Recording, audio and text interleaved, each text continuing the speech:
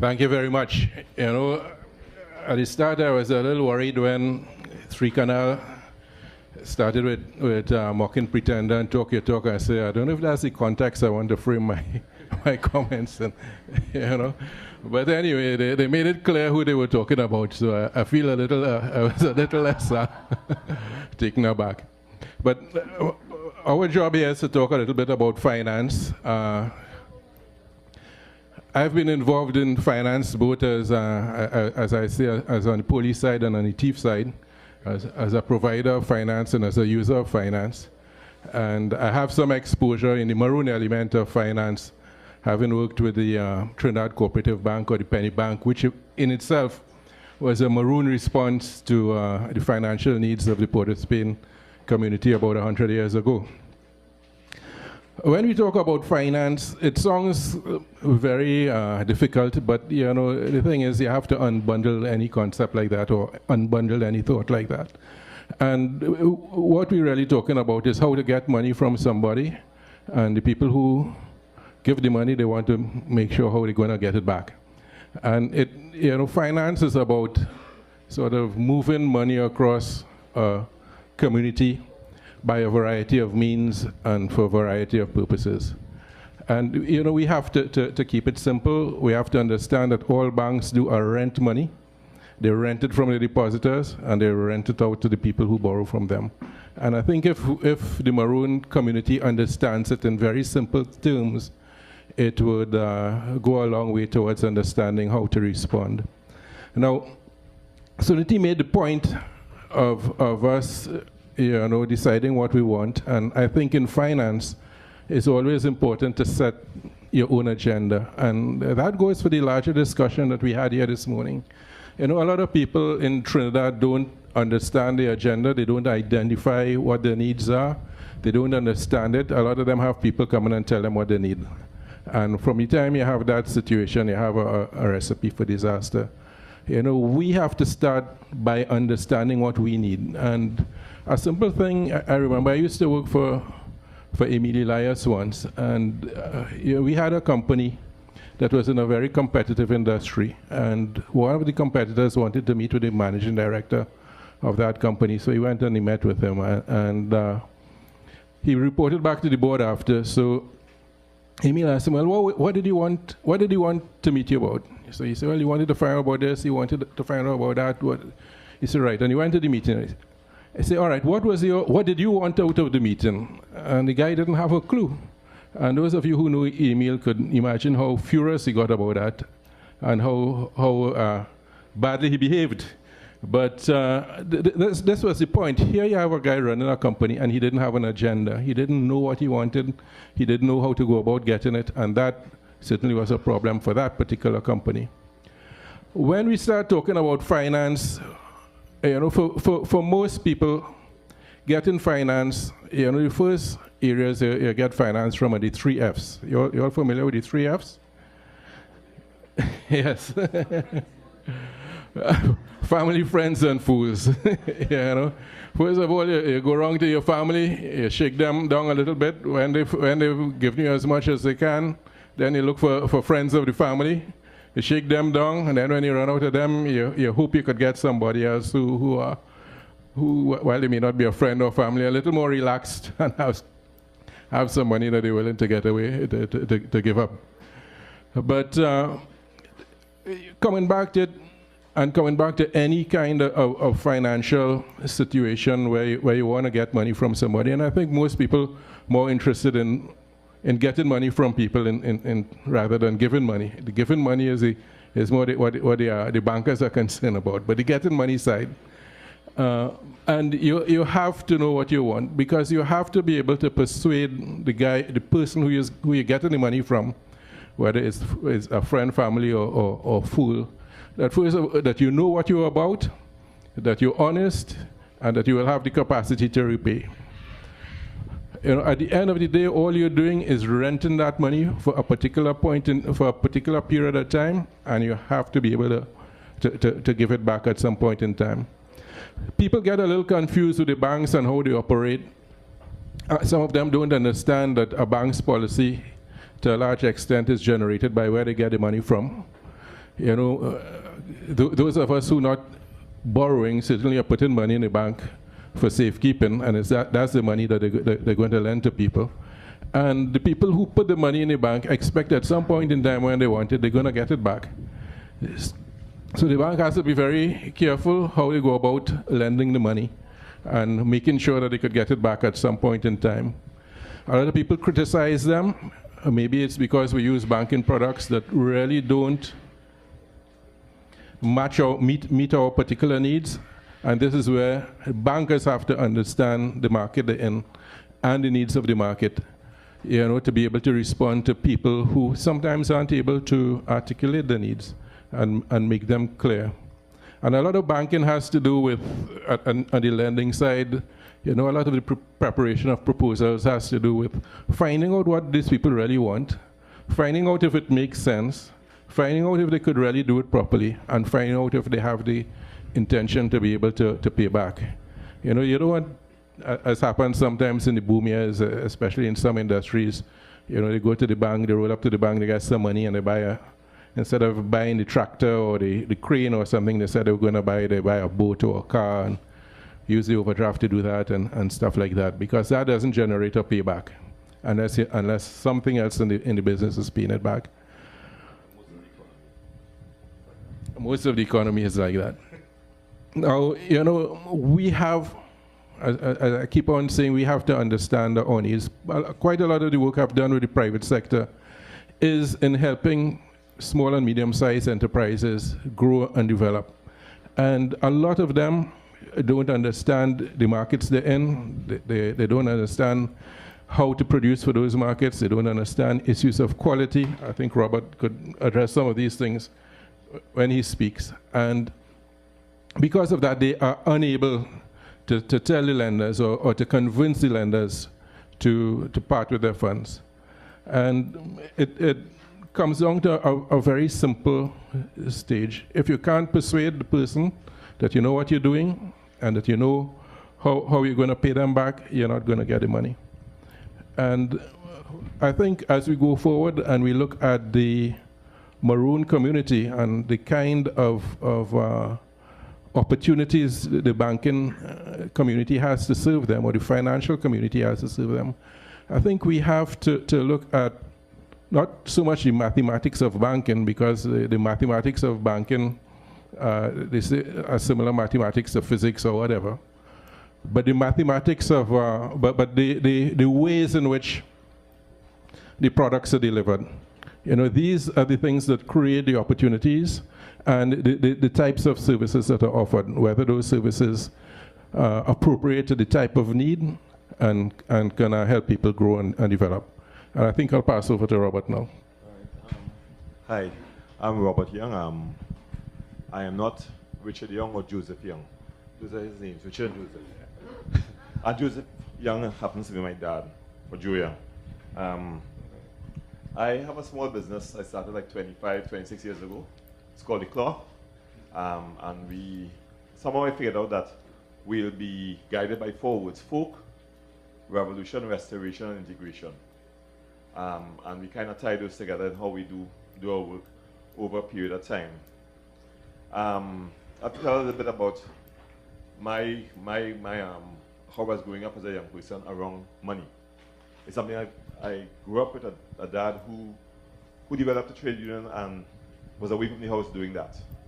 My mother ran a house alone with minimal resources, and it was always seeming to be a scramble for resource. So what I was able to learn is how to use little or nothing and create something.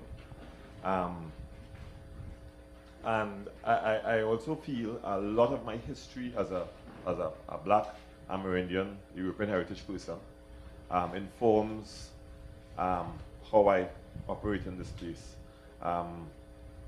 Lloyd Best would describe things like Afro-Saxon, and I will describe that as well, we are human beings first. Sometimes we are people, but we have become human beings in some way. And I'm trying to have a human business. But we have patterns that describe us. So there are Afro-Saxons is one pattern. A Maroon is another pattern of how you survive in a space. How you move from being a human in some way to kind of be being, I don't like an issue schema, bacchanal person, a person where junctions happen and you try to go through when you get an opportunity.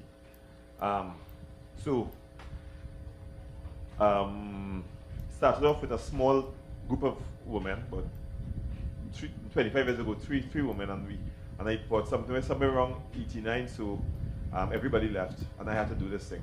I came through the junior sex system in Trinidad. That's where your communities are broken continually. You leave secondary school, you're going to junior sec for 3 years, your community is broken. You then go into secondary school for 2 years, your community is broken, and then I went to Toko Composite School, where I went to school for a year. My community was broken, so I feel I'm disconnected. But then I started this brand. Oh, it became a brand after a while. And trying to figure out how to do it. I never really got an investment from a bank, a loan, right? The one loan I got, and then when I realized I was in overdraft completely at the time I got the money, and I had to take all my savings and cut the overdraft by half and paid it off, but see, 10 years later. I operate in a way where how I work now, people don't come into the studio. We work, I employ about 25 to 30 people. At times, at Carnival time, we were about 30 people were working with us. I work from people from Sandy Grande to Port of Spain to Cuba. What is my currency though?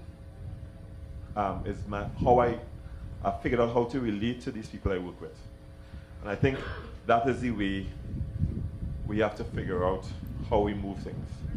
It's how we deal with the emotional stress of living in a situation where the world feels like it's falling apart, or the world is, and how do you keep this connection for somebody taking their time? Because when you work for somebody, you basically, your day, your night is planning to how to get to work the next day. You're nearly a slave to your job, right? So how I try to hold those relationships together as a man is how I work with these people on an emotional basis, right? That's the currency I have, because I don't have access to resources like the building. I have a building in Urtig Road. I have access to it for 2 years. It's given to me to use for a period of time. I think that is why Gregory thought he would ask me to talk about finance. He saw this building and said, aha, somebody figured it out.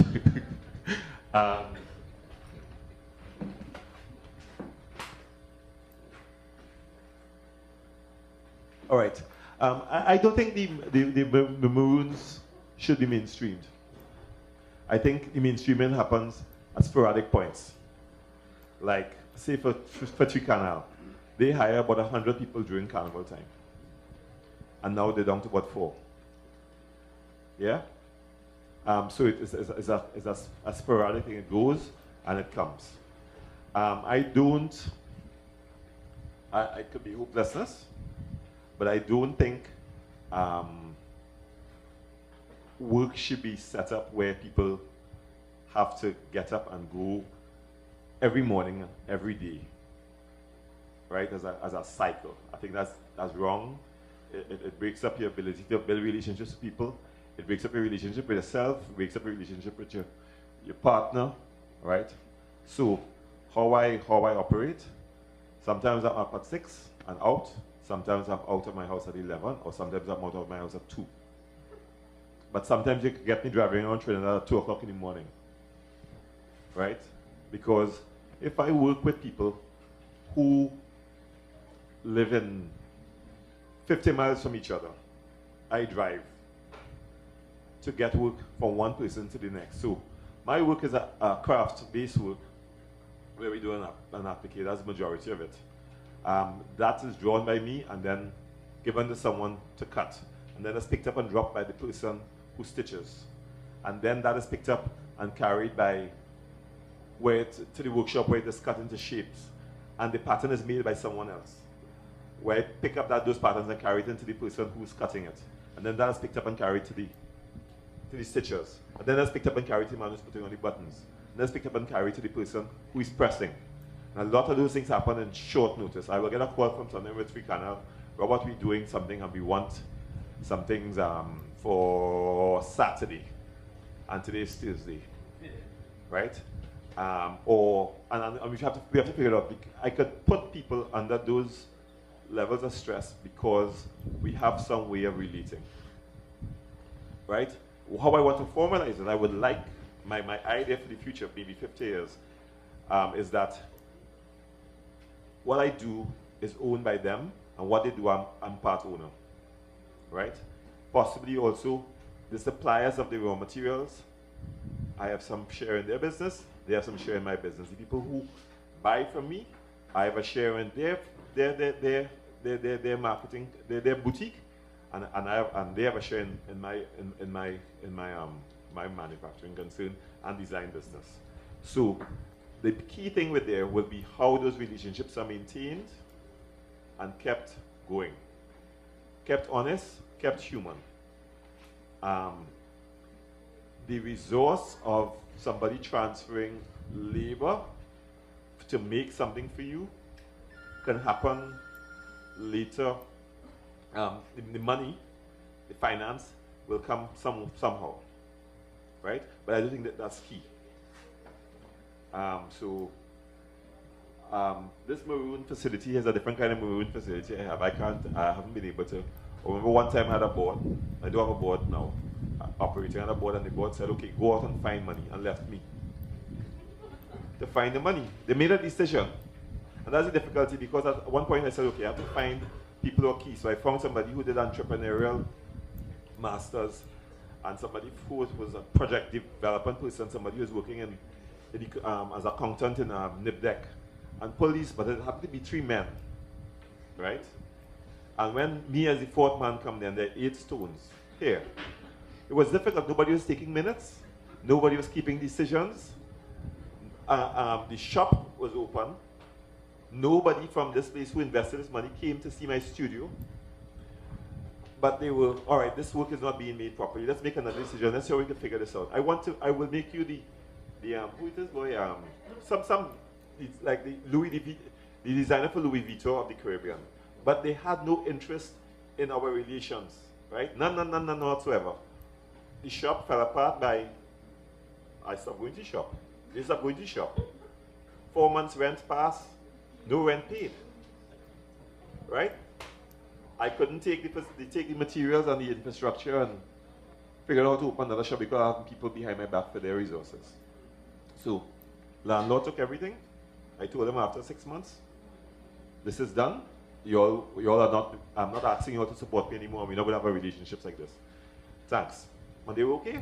And nobody's come looking for me because I don't have the resources. I don't have the air conditioning unit and the hanging clothes and the rack. That was the end of that.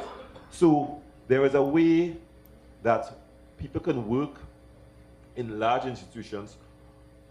One of them was working in BP, but there was a structure for him to work.